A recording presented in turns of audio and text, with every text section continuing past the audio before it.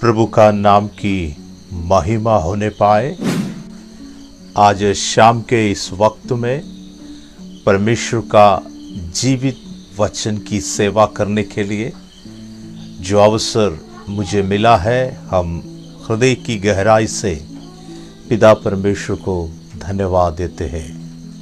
प्रभु का वचन सुनने वाले लोग, प्रभु का वचन सुनाने वाले लोग और उनका वचन को मानने वाले लोग धन्य है करके पवित्र शास्त्र हमें बताते हैं। प्रियो, आज शाम को मिलकर जब हम परमेश्वर की वचन को सीखते हैं, मनन करते हैं, होने पाए कि पवित्र आत्मा हमारा दिल में वचन की प्रकाशन को डालकर हमें नई आशा की ओर, उम्मीद की ओर, आत्मिक उन्नति की ओर बढ़ाने के लिए हम पिता परमेश्वर से प्रार्थना करते हैं। लगातार हर एक दिन शाम को प्रभु का वचन हमें सीखने के लिए एक अवसर है। आशीषित परमेश्वर के लोग जीवित वचन की संदेश लेकर लगातार हमारे बीच में उपस्थित होते हैं। आपसे निवेदन है कि आप जरूर भाग लें और यीशु मसीह की वचन की गहरी ज्ञान को प्राप्त करते हुए प्रभु में बढ़ने के लिए, आपकी आत्मिक जड़ यीशु मसीह में मजबूत होने के लिए प्रार्थना के साथ जुड़े। प्रभु आपको बहुतायत से आशीषित करे। एक छोटा सा संदेश मैं आज शाम को आपके बीच में रखने के लिए चाहता हूं। यूहन्ना के सुसमाचार 9वां अध्याय का 38वां पद जो मैं आपके बीच में पढ़ने के लिए चाहता हूं। Gospel of John chapter 9 verse 38। उसने कहा, हे प्रभु, मैं विश्वास करता हूं, और उससे दंडवत किया। प्रियो, 9वां अध्याय जो यूहन्ना की सुसमाचार है, इस अध्याय में हम एक चमत्कार को देखते हैं। एक व्यक्ति को हम यहां पर देखते हैं जो जन्म से अंधा है, और उस व्यक्ति माता पिता के लिए एक बोझ है, समाज के लिए एक बोझ है, और उनका जीवन में कोई आशा नहीं है उनकी आंख खुलने का। बहुत दर्दनाक जीवन, निराश की जीवन, पाप की जीवन बिताने वाला इस व्यक्ति को हम इस अध्याय में देखते हैं। किसी ने पूछा है, ये अंधा होने के लिए कौन पाप किया है? कौन पाप करने के कारण इस व्यक्ति अंधे होकर पैदा हुआ है? क्या इसका माता पिता ने पाप किया? इन तमाम सवालों को, बातों को हम इस अध्याय में सीखते हैं। प्रभु यीशु ने बोला है, इनके जीवन में प्रभु की महिमा होने के लिए इनके साथ ऐसा हुआ है। आगे हम देखते हैं यीशु मसीह उनके लिए एक चमत्कार करते हैं। इस अंधे को, जो अभी तक कोई ठीक नहीं कर सका, वैद्यों ने ठीक नहीं कर सका, जादू टोने वाला ठीक नहीं कर सका, लेकिन यीशु मसीह के द्वारा उनको दृष्टिदान मिलता है। प्रिय, आज शाम को मैं आपको यही संदेश देने के लिए चाहता हूं। आप में से अगर कोई बीमार है, डॉक्टर शायद आपको छोड़ दिया होगा, दवाई खाने के बाद भी शायद आप ठीक नहीं हुआ होगा, दुनिया का कोई भी क्षेत्र में शायद आपके लिए इलाज नहीं होगा, आप विश्वास करें, भरोसा रखें यीशु मसीह पर, जो आपको ठीक कर सकता है, जो आपको चंगाई दे सकता है।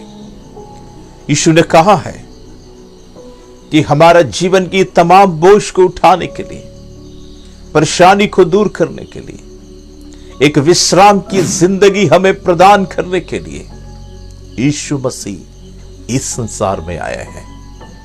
प्रियो, आज शाम का वक्त में मैं आपको यही संदेश देना चाहता हूं। यीशु मसीह चंगाई करने वाला प्रभु है। जहां कहीं भी बीमारी है, आपके परिवार की कोई सदस्य अगर बीमारी की हालत से आज गुजरते हैं, आपके जीवन में अगर अशांति है, पाप की बंधन में अगर आप पड़ा हुआ है, विश्वास करें यीशु मसीह ही इज अ डिलीवरर। वो छुड़ाने वाला है, छुटकारा देने वाला है, चंगाई की हाथों को आपकी ओर बढ़ाने वाले हैं। कितना लोग विश्वास करते हैं यीशु मसीह की एक स्पर्श, उनका एक बार छूना मेरे लिए काफी है। उस यीशु मसीह आज शाम को वचन के द्वारा आपसे बात कर रहा है। बाइबल बताते हैं 9वां अध्याय में यूहन्ना की सुसमाचार, यीशु मसीह उनकी आंख को खोल दिया है। प्रियो, जब उनकी आंख खुल गया है, वो व्यक्ति एक चमत्कार की विषय हो गया। इनका चंगाई के पहले इनको कोई मान सम्मान नहीं था, कोई इसके बारे में पूछता भी नहीं था, कोई इसके बारे में जानना भी नहीं चाहता था, कोई उनसे संपर्क भी नहीं करता था। लेकिन जैसे उनकी आंख खुल गया, आम आदमी के समान जब वो घूमने लगा, देखने लगा, लोगों से बातें करने लगा, लोगों से चंगाई के बारे में चर्चा करने लगा, सबकी नजर उनके ऊपर में आया है। Praise the Lord. और सबसे अधिक सबको खुश होना चाहिए था, सबको परमेश्वर को बड़ाई देना चाहिए था, परमेश्वर की स्तुति करना चाहिए था। लेकिन वहां पर कुछ धार्मिक अधिकारी लोग, कुछ ऐसे ज्ञानवान लोग, वो लोग कहते हैं कि हम जानना चाहते हैं कि ये चंगाई कैसे हुआ। वे विश्वास नहीं कर पाया। यीशु मसीह इतना बड़ा चमत्कार दिखाने के बाद, प्रकट करने के बाद, जो चंगाई को पाया हुआ व्यक्ति उनके सामने चल फिरने के बावजूद भी लोग जो है शक करने लगा है, संदेह करने लगा है, कई सवाल लोगों के अंदर में होने लगा है। ये कैसी है, ये क्यों हुआ है, यीशु मसीह क्यों किया है, इन सारे बातों को हम देखते हैं। हालेलुया। बाइबल हमें यह भी बताते हैं कि वहां की न्यायी लोग, धार्मिक गुरु लोग, उनको बीच में खड़ा करके पूछा है, क्या तू वास्तव में अंधा था? क्या यीशु मसीह वास्तव में तुम्हारे लिए चमत्कार किया?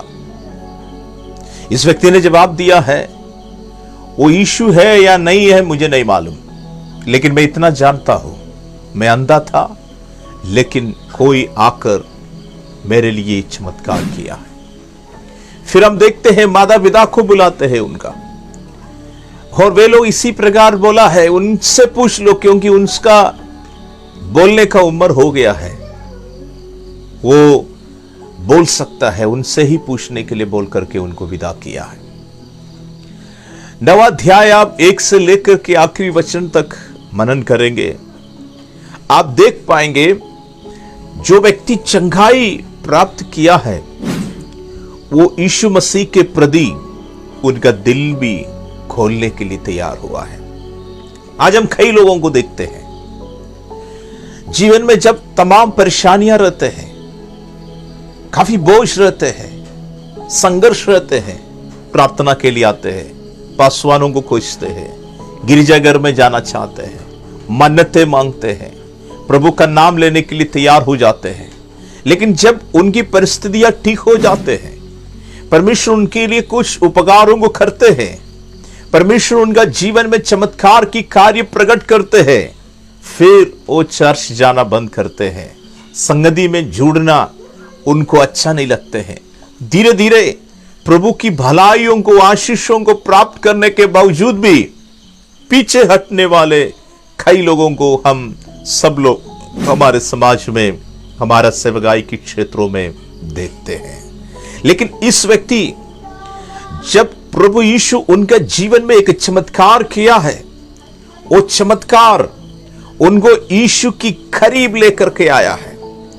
ऐसा नहीं हुआ है कि एक बार वो ठीक हो करके बिल्कुल यीशु को छोड़कर चलने लगा। नहीं, यीशु के साथ में चलने का, यीशु के बारे में चर्चा करने का, जो उनका व्यक्तिगत अनुभव दूसरों के सामने प्रकट करने का, बिना डर से, निडर होकर के, हिम्मत से, साहस के साथ यीशु मसीह ही मेरे लिए चमत्कार किया है, यही बोलने का लायक उनका हिम्मत बढ़ गया है। Praise the Lord. प्रियो, हमारा व्यक्तिगत गवाही काफी महत्वपूर्ण है, बहुत सामर्थ्य है करके आप समझना है। Praise the Lord. इसलिए आप शर्माना नहीं है। अपने समाज में, अपने मोहल्ले में, बस्ती में, जिस क्षेत्र में आप रहते हैं, वहां पर आप अपना व्यक्तिगत अनुभव जो यीशु मसीह के साथ में है, इसको बोलने में आप पीछे ना हटे। इस व्यक्ति बोलते रहा, शायद ये अनपढ़ है, शायद वो अच्छा कपड़ा नहीं पहने थे उस समय, शायद उनको ज्यादा संपर्क नहीं है लोगों के साथ में, फिर भी उनका मुंह से यीशु मसीह की चर्चा होते गया है।